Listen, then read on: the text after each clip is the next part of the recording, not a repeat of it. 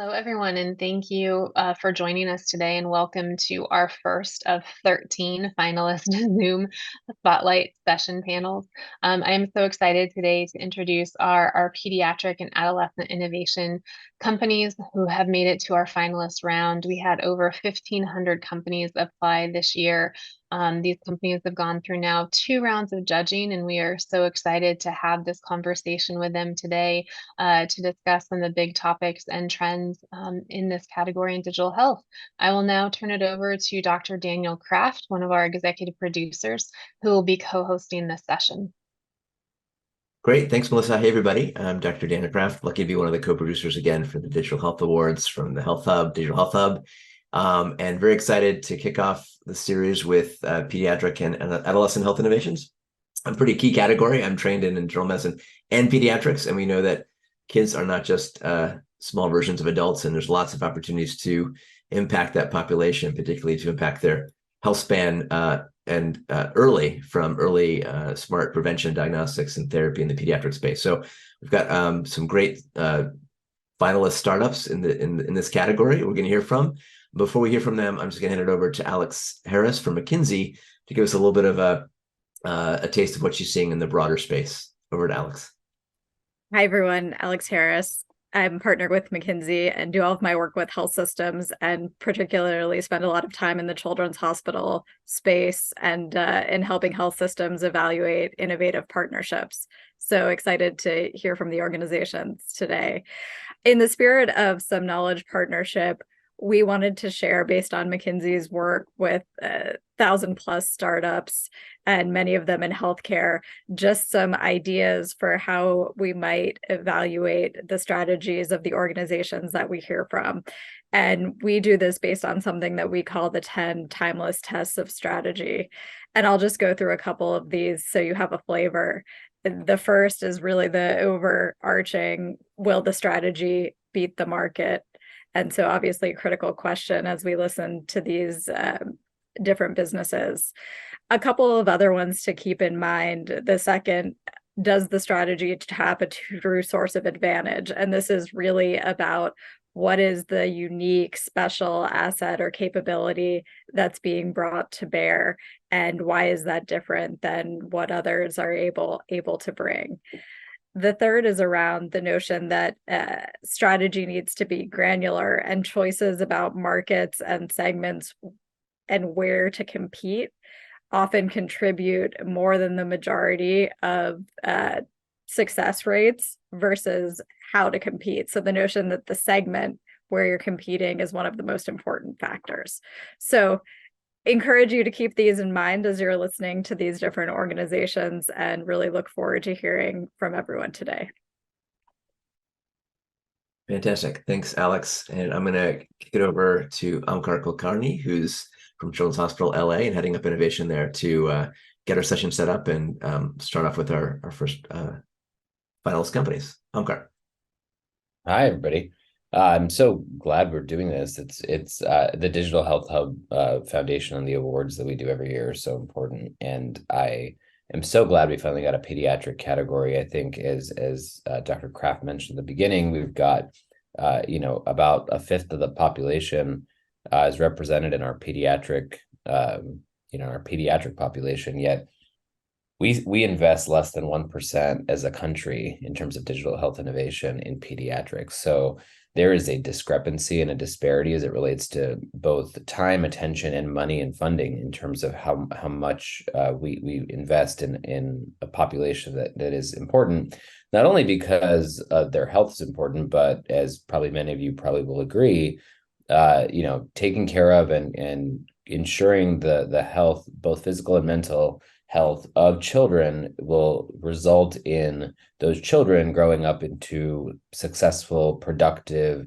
adults who will drive the economy and the country and the world for the future. And so having that strong base from a health perspective for children will pay dividends, not only in the short term, but in the long term as well. So very excited that we have this focus this year, and very excited to dive in with some of our finalist startups. So I will turn it back over to you, Dr. Kraft, for walking us through. Great. Well, I thought we've got two companies with us so far from the finalist group, and we're going to hear from each of them. I'm going to ask them first to give a brief overview, starting with Kiddo Health, and then over to BeMe Health, about a little bit of a 101 about what your company does, how does it fit in the pediatric space, and then maybe a little bit specifically for the first question, how do you meld your solution to the pediatric elements, and maybe some of the lessons you've learned in building solutions for that particular important population. So we'll start with CJ Swammy from Kiddo Health. Thank you so much, Daniel, Omkar, and the digital health team. Thank you so much again for inviting us. Super excited to have Kiddo Health being selected as one of the finalists for the Pediatric Care Innovation platform. So very quickly about what Kiddo Health does. Kiddo Health is a care coordination platform that focuses on pediatric chronic disease support and education. We primarily focus on two large care pathways. So kids with acute behavioral health issues, so kids with anxiety, depression, and autism spectrum disorders. We also cater to kids with metabolic syndrome issues, so kids with obesity, type 1 and type 2 diabetes. Most of our focus is on kids between 5 to 15 years of age. We're a pure B2B2C platform where we have two large verticals or types of customers that we work with. One is we work with large providers, health systems, and children's hospitals, helping them really do at-home and outpatient monitoring of key vitals around the child, providing care protocol adherence support to parents, and then also helping them with appropriate patient navigation to the right kind of points of care, with further triaging into primary care and urgent care as and when required. The idea here is to obviously provide a lot of outcomes around better emotional and physical stats for the child, but also at the same time better treatment adherence and really a migration towards higher value kind of therapeutic kind of areas.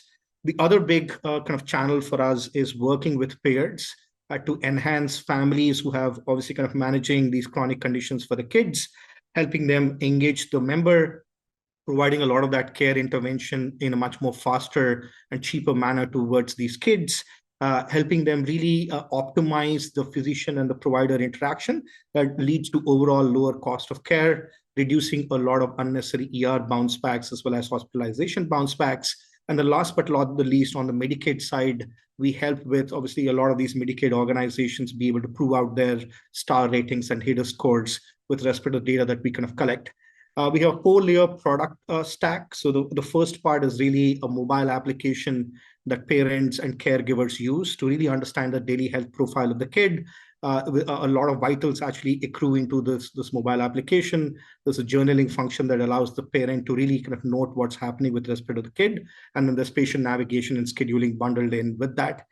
We also have a FDA Class 2 device that the child actually wears.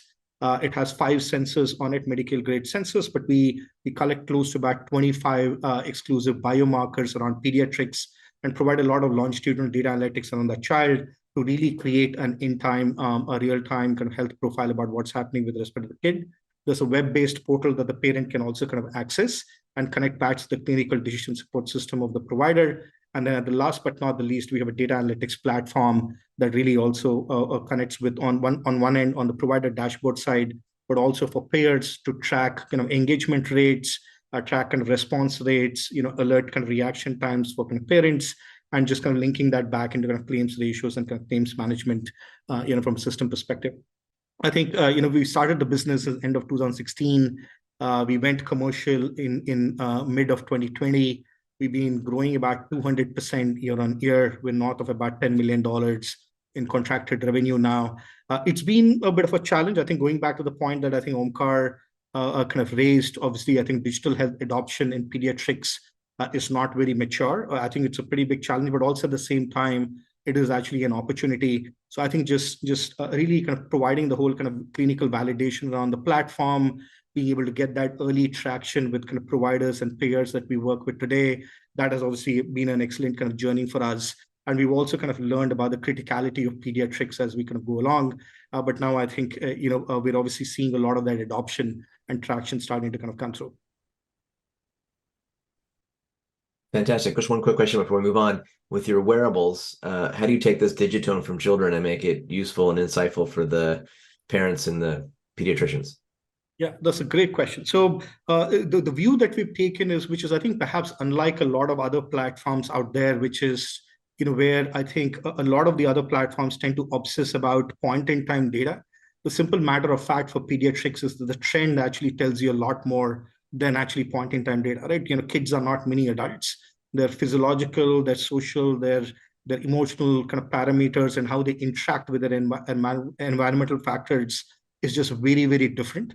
So what we do is we take a very trend-oriented approach to really looking at unique baselines for the kid, deviations versus that baseline, correlating that to other parameters that the kid is kind of going through, correlating that with all the qualitative inputs that we get from the parent as well, and really be able to kind of drive out of that what is happening with respect to the cardiac profile for the kid, what's happening with respect to the stress profile for the kid, is the kid about to come down with a panic attack within the next kind of hour or so, how is the overall activity profile of the kid actually changing, how is the quality of kind of sleep, and then linking that back to some very specific outcomes or health outcomes that either the provider wants to kind of track. So for example, in behavioral health, we're really kind of tracking this whole area around kind of problematic behavior. How is that essentially manifesting for the kid? What are some of the trigger points for this particular child? But then also looking at linking that back to the care protocol that the kid is supposed to be on. And are they really kind of adherent?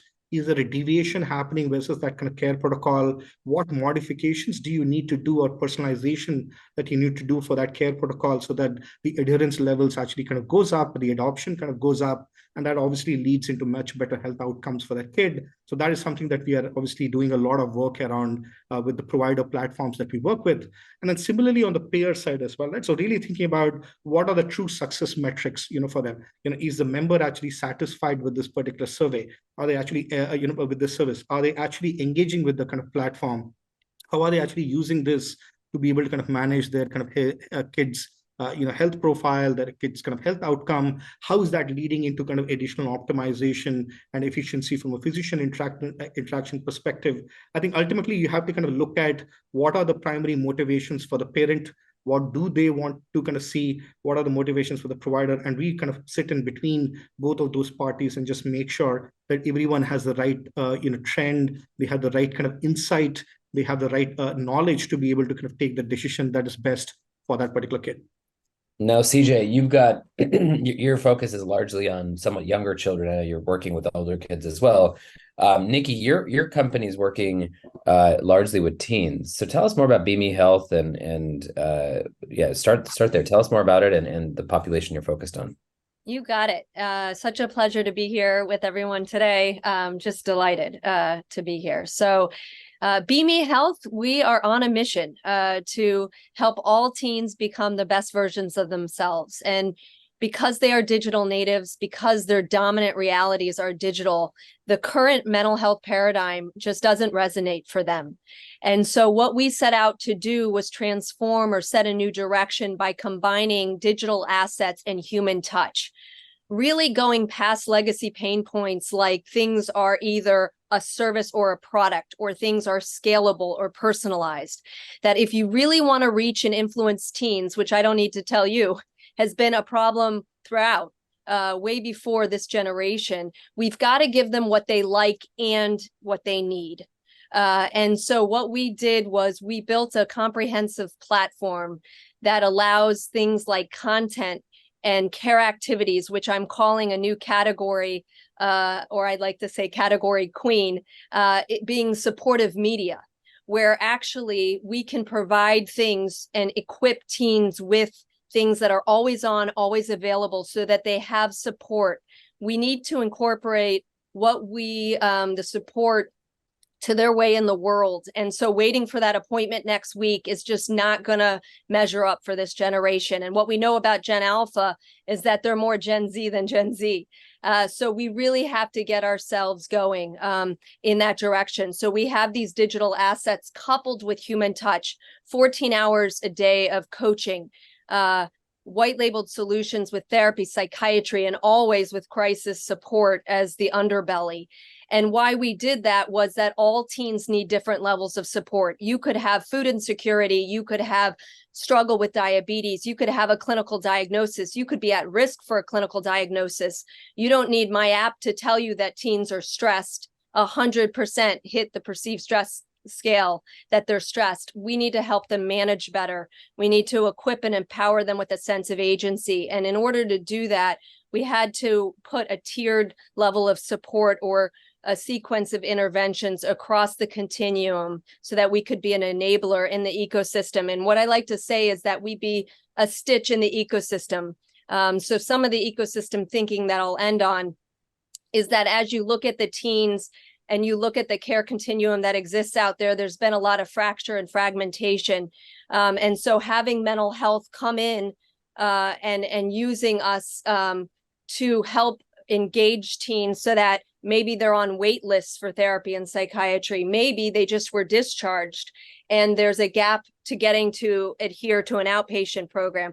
Maybe they're actually early on and needing, some sort of support going to an ED when in fact they just need access. So what we try to do is fill in those gaps of care. And what we've seen so far is that the teen centricity that we brought to the table coupled with cultural relevance is what really meets it at the end of the day. And what I would tell you, one of my greatest superpowers is actually twofold. One is our teen advisory board. We have over 133 teens that are building this company with me. And I tell you, when I talk to them day in and day out, they say to me, Nicki, I feel like this is our baby.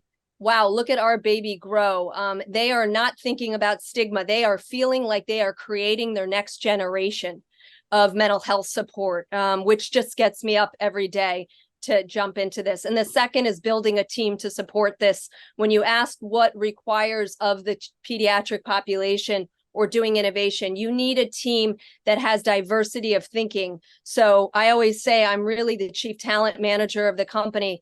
I have people that are child technology advocates that know kid privacy like nobody else, that know safe by design, given the mobile media out there, coupled with people like myself and others that have deep domain expertise in mental health so that we really can do something transformative in this space. Great, Nicki, you mentioned designers. I saw from your website, you actually have teens helping you build this. There was a great New York Times expose on what a 13-year-old sees on their social media today. Any quick insights on having kids involved or adolescents involved in designing this and some lessons? Yes. So the insights are, you've all mentioned it today, they are not little adults and they sniff a lack of authenticity quicker than anybody I've ever seen. And so unless you get it right, they will not engage. And we can have the best of breed. I don't need to tell you this, Dr. Kraft, clinical interventions. I can have all the great assets, measurement-based care you could possibly dream of. If you don't engage them, you're done. You can't reach them. You can't influence this population. So what we've learned is that in every step of the way, that we don't just have them poke holes at what we're doing, but we have to go back to them and say, we heard you and this is what we did. For example, our coaching is also asynchronous. Why? Because they want privacy to be able to text before school and after. They don't want the conversation to end or be an encounter. They want it on their terms. The crisis support, in addition to our 1-866 Hey BeMe, we have crisis text line as a great partner. Why? Because they said, we want to have a text function. You've got to have both. So they need to not just be heard, but you've got to deliver. Like you literally have to say, we heard you, but this is what we did about it, or else you don't have the partners you need in building these types of things. Perfect. Great. Thanks. Great insights. Yes. And speaking of health happening where kids are, they're often in school, hopefully. And I was lucky this summer to be in a share a flight to Aspen with Josh from Hazel Health and learning more about their incredible platform. So over to Josh to tell us more about Hazel Health. Yeah, great to see you, Dr. Kraft. And thank you guys so much for having us. It's such a great thing to see this conversation about pediatrics with these amazing companies we're here with. So our mission has been to make sure that all kids can get access to great healthcare. And our role in pediatric transformation has been trying to really solve that access gap by going to where kids are, which is, as Dr. Kraft said, in schools. And so essentially the way that our model works is that we partner with school districts across the country to essentially turn schools into places where we can deliver virtual care. with on the one end, there's the school side, and on the other end, there's a Hazel provider, both physical health and mental health provider, fantastic clinicians, incredibly diverse. More than half of our providers identify as people of color, more than 30% speak a second language fluently. And we're essentially bringing those two things together where the kids spend the majority of their week. And kind of the bigger picture, the role we see is we've got these two really important systems that support kids. We've got the healthcare system and our health plans, whether they're Medicaid or commercial, they're thinking about their members. And on the other end, there's schools that are supporting all kids day in and day out. And by bringing these two things together, we think we can really start to tackle and are showing to tackle that access gap. And so there's the combination of kind of the actual practice, the technology, and the partnerships. And that at the starting point, the question was, if you do this, can you actually first increase access? And the early data is really positive. I won't share all the problem statement, but the data says that on the mental health side, as an example, that more than 20% of kids, it's probably getting closer to 25 to 30% of kids, should be getting some sort of direct care services right now. And for the Kaiser Family Foundation studies, only about 5% are. And so first you're like, okay, well, if you open up this channel where kids are, can you actually move that needle? And what we're finding is that we're increasing that in all the communities we're going to, on average, by about 70% above that baseline. And in the top 10% of schools where our partnerships are most vibrant, something's tripling that number. So a lot more kids getting access to a great therapist, in this case, within weeks, as opposed to months, with evidence-based care. The other thing that's just interesting data point, where hypothesis we have, is if we go to where kids are in schools, where, and I say this as a parent of three, where sometimes our schools are able to see, those adults see our kids in different situations than I as a parent might. They're under different stressors. They are in different environments than I may see. Is there an actually opportunity to identify needs sooner? And the data is saying that we are. And so that we have two ways that is on the mental health side that we can see kids. One is just we open up and a parent who may have been looking for services can reach out and see one of our providers. The other pathway is actually starts with a school, someone at the school site, identifying a child that they think might need care, and typically then getting the parent involved in consent process. And that more than half of our actual kids today go through that process, the school identifying them. And when you compare what we see when it's a parent referral versus a school referral, it's really interesting because on average, more than half of those for us in the school side are under the age of 14. And we're seeing it skewer younger and younger. And that, the sort of counter question we have, well, is that are schools actually identifying kids too early, or maybe kids who don't have need? We're actually finding that they're more likely to identify kids that are higher severity on anxiety or depression. And what we believe is, given the data points saying that most mental health onset is happening before the age of 14, that by being right where the kids are at school and having a quick and high quality intervention available, that there's the hope that we can actually solve a lot of these things earlier than otherwise is happening. So that's our quick summary. That's really helpful. I mean, one of the things you talked about, Josh, is it seems like the importance of screening and early identification, in the schools and by families and parents. I think that kind of, because you've got both sides of that, I think it helps, which is a great transition, I think, to our fourth and final group, which is Cognoa. So Dr. Taraman. Yeah. Did I get it right, Sharief? Okay. You got it good. Yeah, Sharief's good too. That sounds good. Well, yeah, tell us more about Cognoa. I mean, you all are doing impressive work, and as we're talking about kind of the importance of screening and evaluation, I think it's a nice way to think about a little way to start thinking about Cognoa.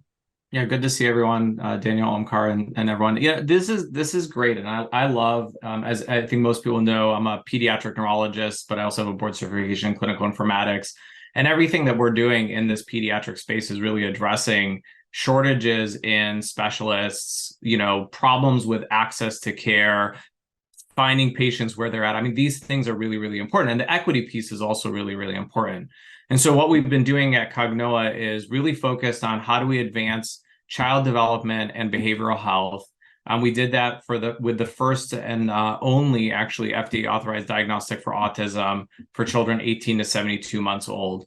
And that does allow for remote assessments. And I think that that's really important. One of the things that was really frustrating, but also motivating for me as a clinician is when I'm seeing families drive, 150 miles and having to wait 13 months to come and see me as a specialist. That's unacceptable. That should never happen in the United States. We wouldn't allow that for a kid with cancer. So why are we doing that for kids with mental health issues or developmental disorders? And so figuring out how do we use technology to address those gaps. And of course, I think there's a question in the chat about, actually technology exacerbating potential disparities. But the reality of it is that if you do it in an equitable way, if we're smart about it, if we think about it and we're intentional about it, we can actually address these disparities. And that's the kind of the work that we're doing at Cognoa. So definitely that early identification, taking the average age of diagnosis, which has been stuck for 20 years for autism, at 4 years of age, and move that down to 18 months to 24 months as a goal. By the way, that's a 2030 healthy people goal that we've been failing because we failed the 2020 goal and we failed the 2020, earlier goals as a country. And so really actually doing something about it, I think is important. The other brief thing I'll mention is, Cognoa's also set up or has breakthrough status on an intervention. It's a therapy for autism that works on socialization. We showed that in 6 weeks of dyadic play with a parent or therapist, we can actually improve socialization, the equivalent of 2 years of intensive face-to-face therapy through this, an augmented reality system. And, again, all of this is about leveraging equity, getting access to care, meeting parents and families where they're at. So kudos to everybody on the call, and thank you both Omkar and Daniel for being good proponents of pediatric innovation. We appreciate it and find it immensely helpful to have champions like you cheering us on. Thanks, Sharief. And quick question for you. I know Cognoa from when it spun out of Stanford. Obviously, autism is a whole spectrum. You want to catch it early. What have you learned about, digital biomarkers or ways of stratifying and changing your approach to both diagnostics and therapy based on the big variations? Yeah, no, great question. So this is one of the reasons that there's actually a huge equity play. A lot of the work that was initially done, so Dennis was actually over at Harvard initially, and a lot of the early work that he got was based on, Bostonian white male children, and then subsequently moved over to Stanford, but we were able to collect a training set that was very diverse, that include females and Hispanic and indigenous population. And so I think that's really important. And so what it allows us to do, and the reason that artificial intelligence is really important in these types of situations, is that you can find patterns that are maybe non-obvious or not, traditional, or weren't traditionally identified in, our prior research tools. And your point of digital biomarkers is spot on.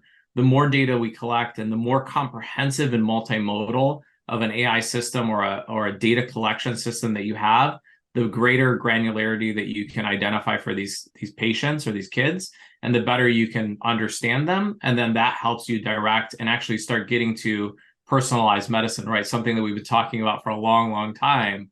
But again, let's stop talking about stuff and actually do it, is kind of how I operate. Thank you, Sharief. So I'll ask the next question. It'll be for all four of you, but we'll start with Josh just to give it up. And please, just given all the questions we have, if you can keep your answer to a minute or less, that'd be great. It's a big question, but we think about the importance of evaluation. I imagine all four of your companies and products you're always thinking about how to evaluate the value they're bringing, the clinical value, the societal value, et cetera. How are you thinking about it for your companies as you think about evaluation and value? Josh? Yeah, it's a great question. And I'd say we think about it in a few different sort of circles. So that, like, at the most simplest point is, did that intervention have the desired output, which is whether it's one of our doctors talking to a child that may have an upper respiratory infection, or one of our therapists working with a child that's dealing with depression, using kind of the best evidence-based tools to sort of assess that outcome. And so we might be looking at on the mental behavioral side, things as imperfect as they are, things like PHQ or GAD scores, to say, in addition to, if I use the mental health side, in addition to the child meeting their treatment goals and being in a better place, can we use these screeners to sort of say, are we seeing greater symptom reduction on these tools? To think more broadly. We're able to, one of the fun things of being in the schools is we can now say, let's go a step further and think about the broader functioning of this child and their kind of their general well-being, and not just about those symptoms.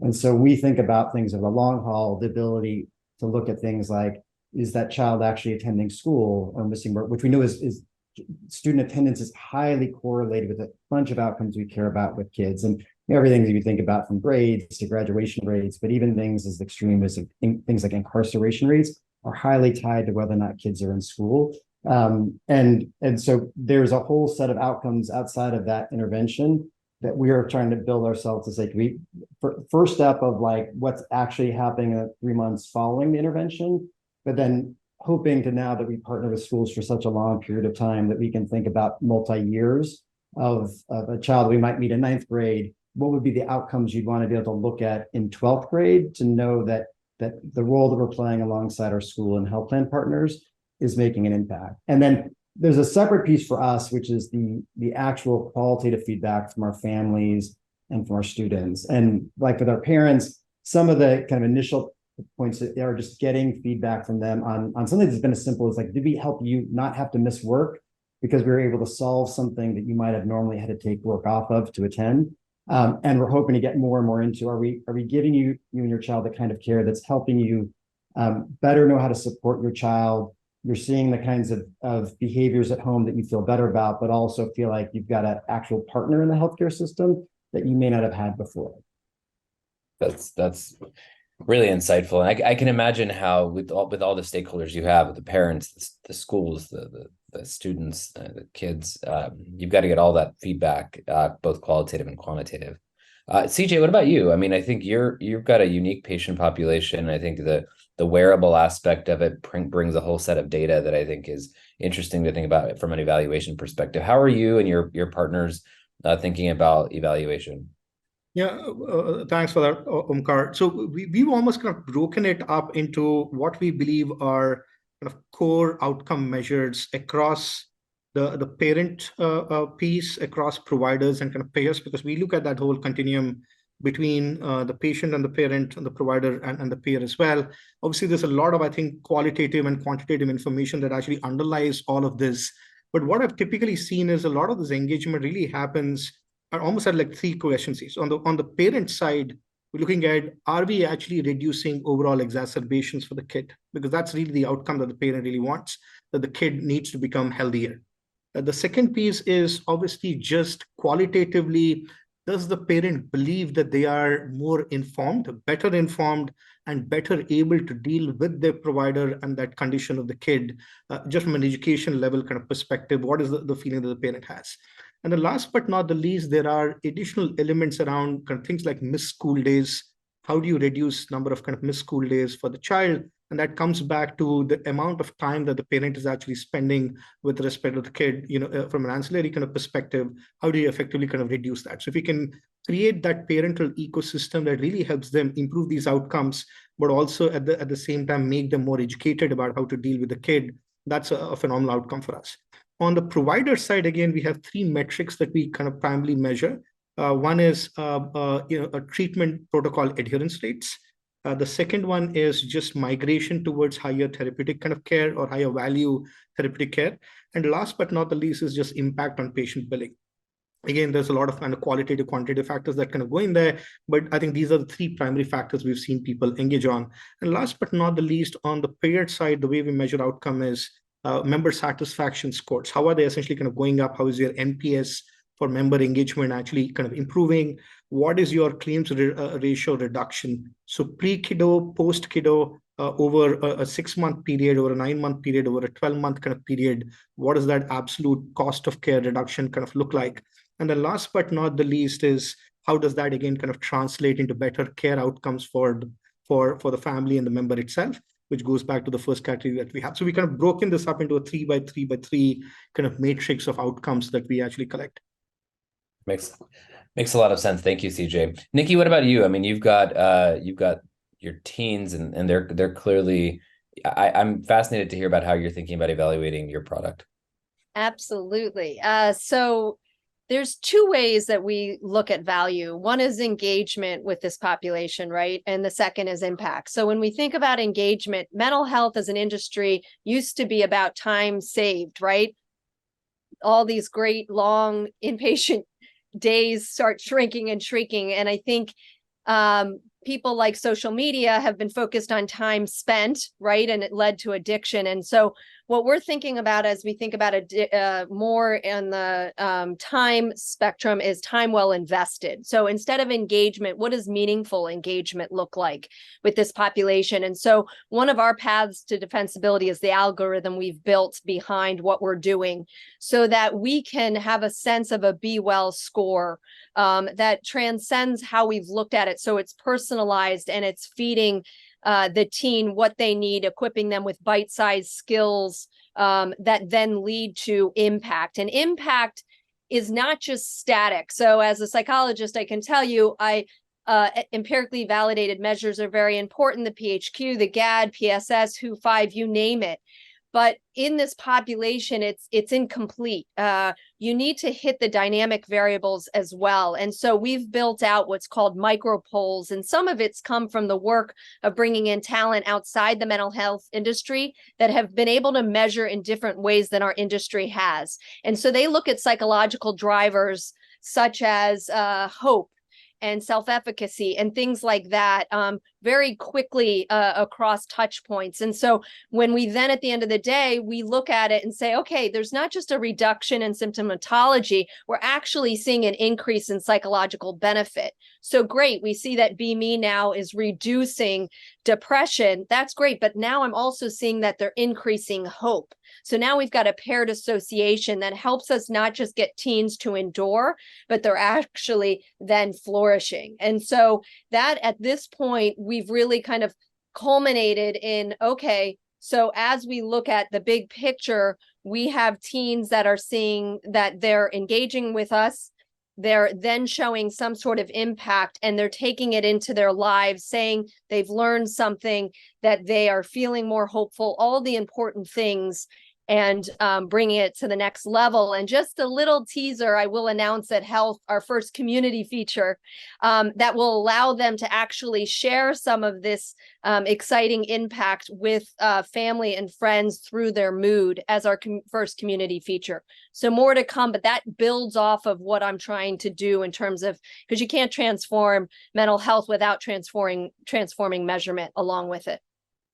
Thank you. And I'm excited to learn more about this community feature at Health. So that'll be great. Sharief, last, question for you. Obviously you've been through quite a lot of evaluation as you've gone through the FDA pathway, but as you think about perhaps some of these newer features of Cognoa, or perhaps some of the original ones, how do you think about evaluation, and what are some of the things you've learned along about that? Absolutely. So Canvas DX, which is the diagnostic that I mentioned, obviously the first thing that you have to do is, what is the accuracy of the device? We're very proud to say that our negative predictive value is 96% and our positive predictive value is 88%. That was published, the original study in Nature Digital Medicine, and then subsequently in Intelligence-Based Medicine, an algorithmic update, which is the beauty of all of this data-informed work that we're doing, I think, collectively as a group, right? The more data and understanding you have of children and the more you help them, the more the data actually feeds back information to you so that you can measure things. And so we have internal processes as well to look for algorithmic drift. I think this is really important if you're in the AI space, and it's a responsibility of all of us as, medical device manufacturers or people operating in the digital health space to make sure that if you are using algorithms, that you're monitoring for drift. We actually do that on a localized level at a practice level. So we monitor internally any drift on an internal practice. Also in the original publication, looking at equity. I think this is, again, something that is talked about a lot, but it's important to actually, show your commitment and put your money where your mouth is and actually publish on it.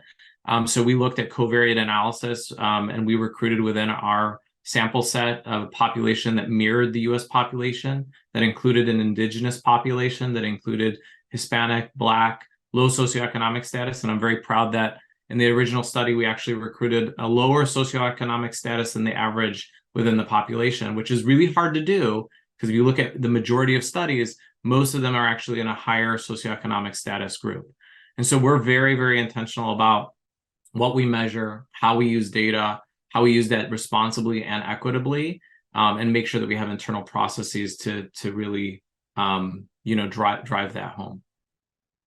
Right. So we're in this age of exponential data and fast-moving technologies. And maybe a lightning round question, we'll try and get 2 more questions in for each of you, is now we're, less than a year into this whole ChatGPT revolution. There might be ChatGPT Kids, or how are you thinking about integrating those sorts of powerful solutions into your platforms? And maybe you already have some early examples. Maybe we'll go in the reverse order. Let's go with Sharief, then to Nicki, then Josh and CJ.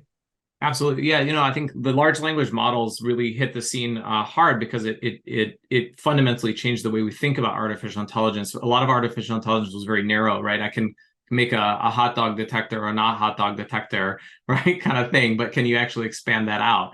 And the large language models allowed us to start using computers to interact in a much more humanistic way.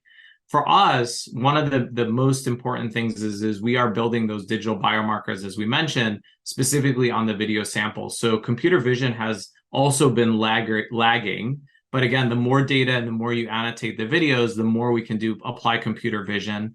The large language models are also fascinating in terms of extracting data and information. I will throw, again, a word of caution out here.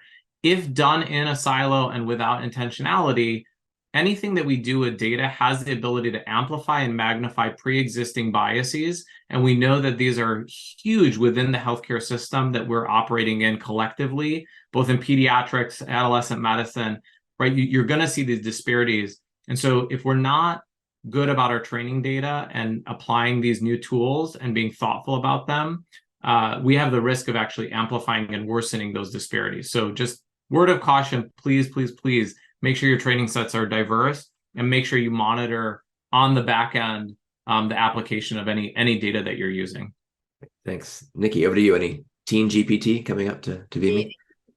So yes, we're solely focused singularly, Dr. Kraft, on using AI to improve the teen user experience. So everything we're doing in our app is to allow for personalized, individualized, but like I said from day one, like unless we reach the teen and we engage them, nothing else matters. And so the more we can use the AI we have and the algorithm that we've built to then personalize it so that we reach the teen and what they need, that's literally our singular focus on our AI right now.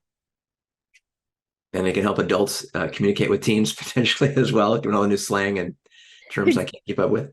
Yeah, right, exactly. Josh, over to you. What are you seeing and building with it? Yeah, I think there's 2 things we're thinking about over time. First is on the amount of data that we can thoughtfully use as we're engaging with schools to think about predictive analytics of what might be driving some of the issues with the early warning indicators that we can think about for our kids. So, because right now, so much of what we're asking for, schools are asking for out of the gate is kids who already need intervention. If you imagine now, we also have the ability to say, well, can we start to see trends? Like, are kids that are more likely to show up as severely depressed, have a bunch of tardies or absences the month before school? Do we see grade deterioration? So thinking about ways that we can use this information to better help identify kids sooner who might need support. And then on the other side, our schools are actually leaning into this. They don't know quite how yet, but there's the kids that need services now, but there's the other 70 to 80% of kids that are in classrooms that they're trying to find tools to sort of gauge how they're feeling. And so a big ask for them is like, how do we start to build something preclinical that might be needed that could help kids not ever need to get to the point of needing services? Still really early, but that's a big part of the future. So in a summary, like you'll be able to have a dashboard for a teacher, like what student might have an early mental health challenge, depression, anxiety, et cetera, and then intervene at an earlier stage. Yeah, and a lot of schools have actually in this last year, there's been products that kind of just like sort of symptom checker type things for like in classrooms. They're just not yet really integrated across the spectrum. And so, and you can imagine, I'll give Nicki a shot, like something amazing like a BeMe being in a school setting and starting to pull these pieces together so that everything from that point at which a kid is feeling well and in school all the way to the other end of the spectrum where they need services, you could imagine that full spectrum being supported. CJ? Yeah, so I think, from our perspective, obviously, Kiddo has been involved a lot on the machine learning side.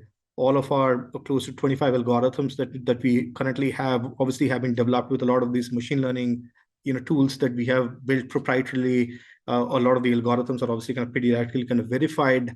I do think that obviously a lot of this new AI technology will likely help. Again, I think to the point that Sharief mentioned, LLM models essentially coming in on the video and the audio side, which is also something that we are starting to collect within our platform, evaluating and drawing some additional biomarkers out of that. But however, I think, again, to some extent, echoing the point that I think Sharief kind of mentioned, I think my personal view is AI is a little bit of an oft abused, I think, kind of term within the whole kind of healthcare kind of ecosystem. I think clinical validity is extremely important. I think in pediatrics, perhaps even more so than in some of the other kind of segments. So I think we have to be very careful to make sure that a lot of the models that we use, a lot of the tools that we use are actually truly kind of clinically valid, are kind of conditioned, personalized, customized to the situation of that particular patient and the interaction that is actually needed between the patient and various other parties that the patient might be actually kind of engaging with.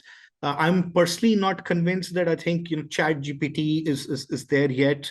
I think there are some elements of GPT-4 that potentially could be used across some of these. But again, I think a lot of organizations like Kiddo or Cognoa or I think Hazel or kind of BeMe will likely have to kind of bring them in and kind of tweak them to our own kind of needs.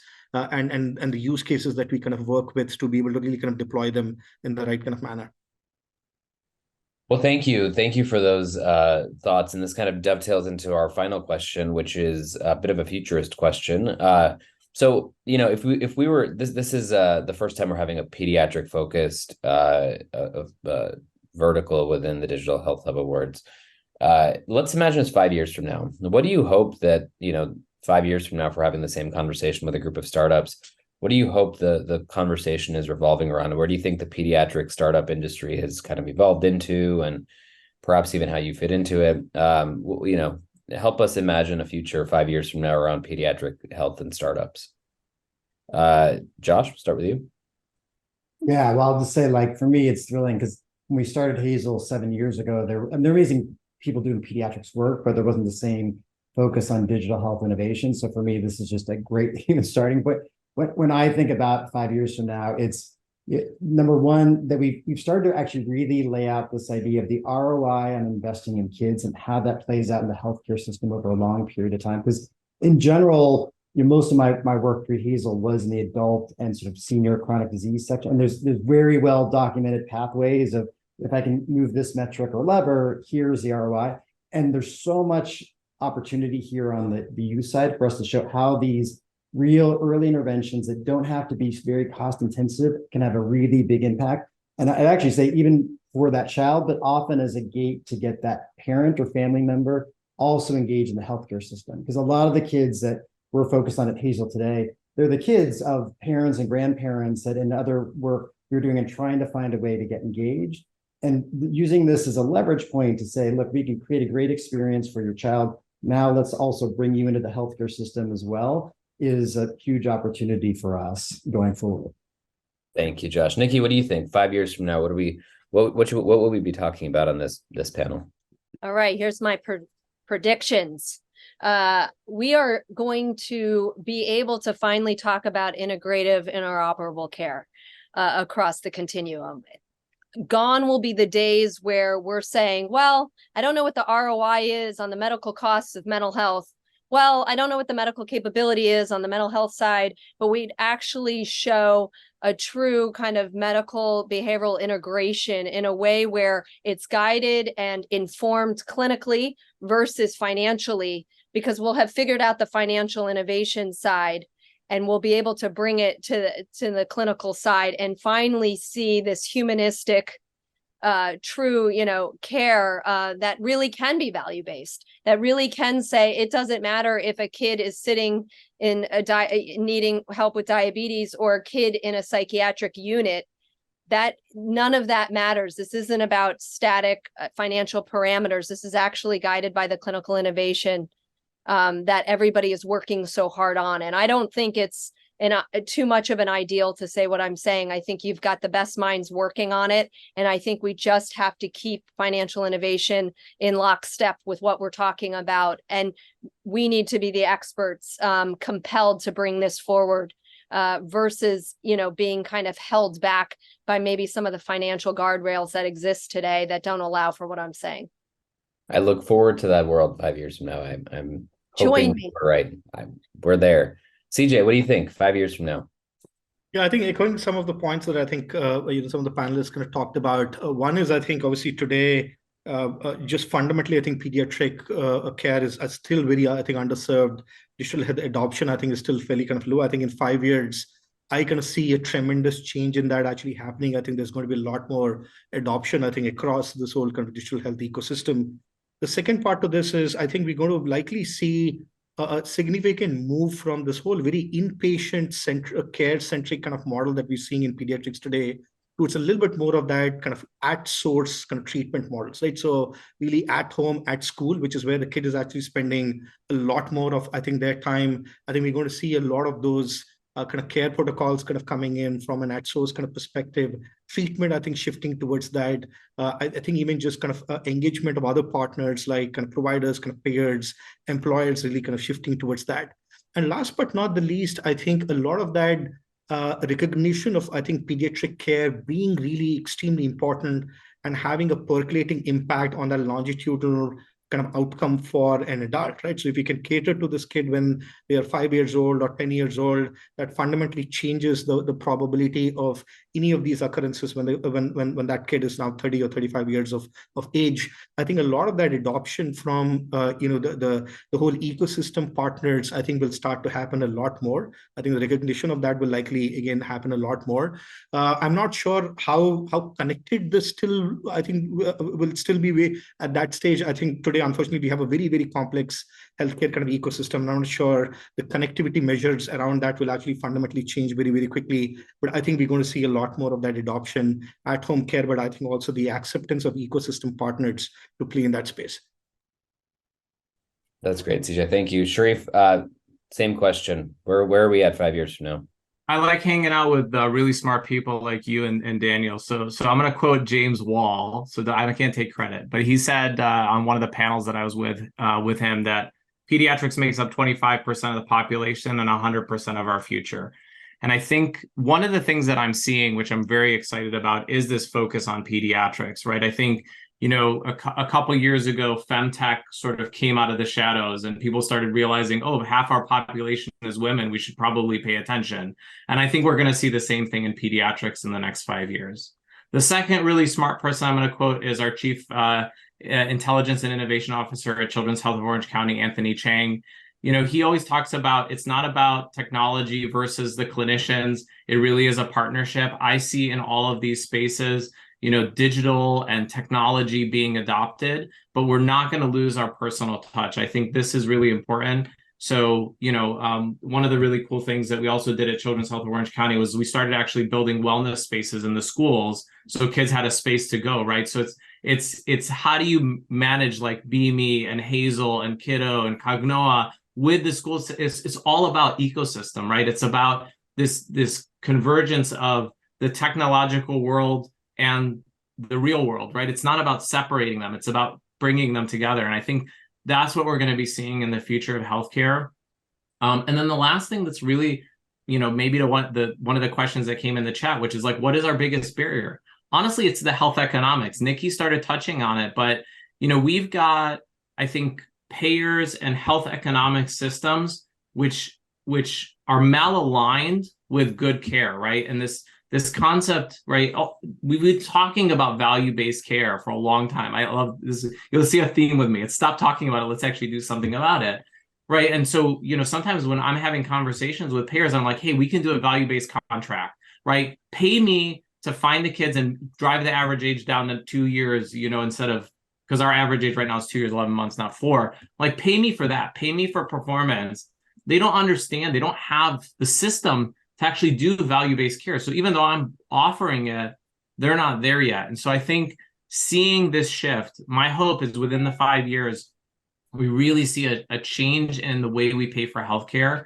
and we're not paying for fee for service. We're paying for quality. We're paying for preventative medicine. We're paying for stuff that actually moves the needle. And healthcare is not right. We have this really big kind of focus on like we're going to do surgery, and it's like, well, if we actually address the social determinants of health and gave somebody a park to go play in, right, and clean air that's not polluted, right, maybe we're not going to actually have to do that surgery later because they got some medical thing that's going on. So I think this is the shift that we're really going to start seeing in the next 5 years, because my challenge to everybody is don't let those things just be talking points. Let's actually keep pushing on policy and advocacy and be champions to fundamentally change the way healthcare is delivered in the United States and the world. Amen to that. Number one, thanks to all the finalist teams. Congrats on here. You're all winners and you're all making big shifts in pediatric care. And I love that quote about, the future's all 100% based on our kids. And we learned now that especially those first 3 years can really impact all the healthcare continuum for adults in society. So part of the challenge is getting that into the workflow, aligning incentives. Often they're much bigger barriers than technology, and that's I think we can all rise those ships together. So I'm going to hand it off to my co-team here, Omkar and Alex, for a couple closing thoughts, and maybe to Melissa at Digital Health Hub to bring us home. Omkar. To echo Dr. Kraft, you all are trailblazing in a way in a really important space, which is innovation, digital health in pediatrics, and so I thank you. It's refreshing to see you all kind of put all the time and effort you put into it. I know all of you, and I know that you are not only passionate about building a strong business and building a great product, but you really care about the kids and the populations you serve. So from my perspective, thank you, and I agree, you're all winners, and I appreciate you all. Alex. Yes, I'd just add to that. I mean, I think we all see, particularly in pediatrics, a more fragmented care model than even some of what we see more broadly in healthcare. And so I really applaud you all in trying to solve the challenges of integrating care, whether that's physical, mental, across different settings of care. And I think the more that can happen nationally, where we have some real comprehensive care models in pediatrics, the better off we all will be for the future, as one of you said. So thank you again for being here and for what you're doing in these various businesses. And I just gave a talk to the National Academy of Medicine. They're trying to think out what is the future of technology integrated with pediatrics. So some policymakers are getting in the mix. We need to make sure they're involved, as well as the regulators and the parents and the pediatricians. So with that, thanks for joining us today. Melissa, I want you to bring us home and tell us what's in store for the Digital Health Awards and the finals in Vegas. Yes, again, thank you all for joining us today. We're so excited that we added this category this year. It is such an important one, personally as well, since I had a son during COVID, and trying to navigate pediatric care during that time was so challenging. So this is one category that I really personally care about, and so excited to see the innovations that are happening in this space. We are so excited that this was our first, as I mentioned, of 13 finalist sessions. So we encourage everyone to join the 3 other ones today, and we have sessions Wednesday, Thursday, and Friday as well. These sessions were recorded, and we will be sharing them online via social media and our website. And of course, make sure you have signed up to attend our grand finale at Health October 9th at 5 p.m. on the Moon stage, where one of these companies will be named the winner. So thank you again so much. Have a great rest of your morning or afternoon. Take care. Bye. Everybody. Everyone. Thank you. Bye all.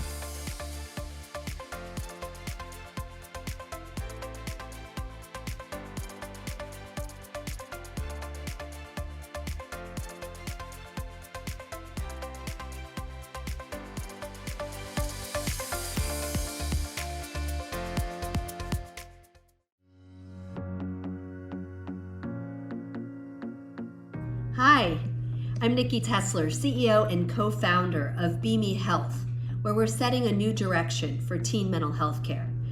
As a mom of 2 teenage daughters myself and a clinical psychologist, I can tell you that the way in which we deliver mental health care today does not resonate with this digital first generation. At BeMe, we built a solution that combines scalable and personalized digital interventions with real-time coaching that equips our teens with tangible skills and democratizes access to clinical care such as therapy and psychiatry, and offers crisis support 24/7 so that we can help all teens become their best and greatest versions of themselves. And we've got lots of superpowers. We have a team like none before, with deep domain expertise in behavioral health, coupled with engagement brainiacs from Facebook and Disney, and child technology advocates that make safe by design their highest priority, so that we can give teens something that they like and need, and finally crack the code on the appeal game for this generation. And in terms of why we should win, well, we launched this product in January of 2022 and already have over 25,000 in monthly active users. And we've made considerable impact by reducing depressive and anxious symptomatology in our teens, while also providing increase in psychological targets of hope and self-awareness, so that our teens are not just enduring, but they're actually flourishing. I can't think of something more deserving or some problem more worthy to solve than the teen mental health crisis. Thank you so much.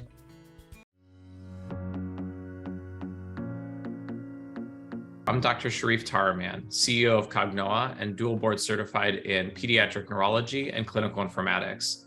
Today, I'm going to be talking to you about Canvas DX, the first ever and only diagnostic for autism approved by the FDA for children 18 to 72 months of age with concern for developmental delay. Using artificial intelligence, we've developed a tool that's accessible on mobile application on your phone, where parents can upload videos, answer questionnaires, and clinicians who aren't specialists can diagnose children reliably and accurately for neurodevelopmental conditions, starting with autism. We've seen diagnosis within the same day as their concern is identified, whereas normally in the standard of care that existed before Canvas DX, this would take months or even years to get an evaluation. So our superpower is bringing equitable and accessible care to patients everywhere.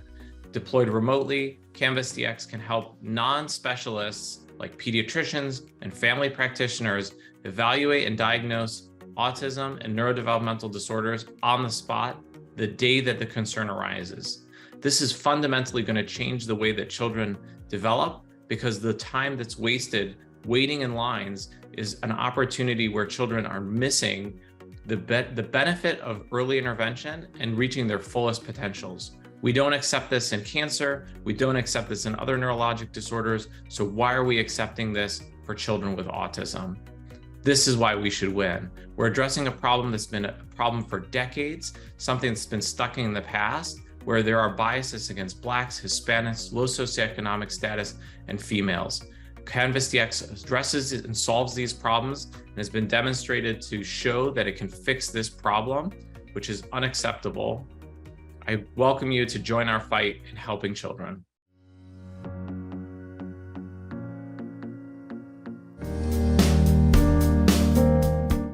At Hazel Health, we provide a telehealth platform for physical health and mental health needs that increases points of access for many children who unfortunately don't have access to continuity of care and readily available resources to meet their immediate medical needs. I think Hazel's superpower is being able to be a massive convener with this inanimate glue that brings together lots of different important partners in the pediatric space, from school systems, parents and community organizations, as well as health systems, payers, and health entities that have traditionally been the source of care for many of these children. I think Hazel Health should win this award for a number of reasons. I'll just throw out some statistics for you. We are seeing kids at an earlier age and able to identify their mental health issues at an earlier point in comparison to national averages. For example, the average child who utilizes our resources is 12 years of age. The national average for a child identifying a mental health need is 14. So imagine that time period being able to access to care 2 years earlier, and the types of savings from a medical perspective and a payer perspective, but also the improvement in that child's life and being able to help teach them coping skills and identify their needs and return them back to the classroom.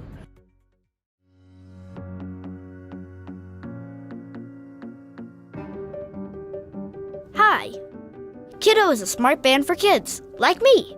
It gives parents insights about our health so that we grow up to be big and strong.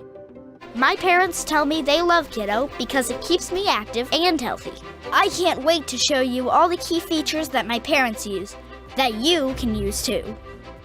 This is the dashboard, where my parents can monitor my wellness. It shows daily and weekly information on my heart rate, temperature, overall stress through social emotional score, and activity levels, as well as steps and sleep.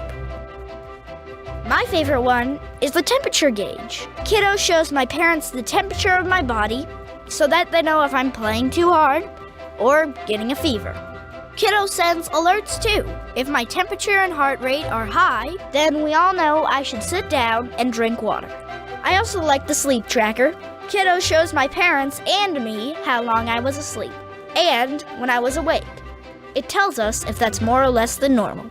I like to sleep a lot so that I have lots of energy during the day. To keep me healthy, my parents also love to track my overall activity level. We can see how many total active minutes I spent during the day and if that's low, normal, or high. And Kiddo uses information unique to me to offer my parents recommendations on how they can improve my well-being. Kiddo also tracks my stress through social emotional score, heart rate, and how many steps I take. Here's one of the coolest sections, goals and rewards. Kiddo makes it easy to do stuff every day because I get points when I do it right. My parents get recommendations on what goals to set, but they also like coming up with their own goals that they input into their Kiddo app. Kiddo keeps track of my completed goals and progress. Mom said if we get 500 points, we can build a fort in the attic. Another thing my parents like is the content section. Kiddo offers ideas like what healthy foods to cook that I would like, checklists for when school starts, ideas on summer activities for me, and more. They are always on the Kiddo app, checking out the latest news and content, and even sharing it with their friends.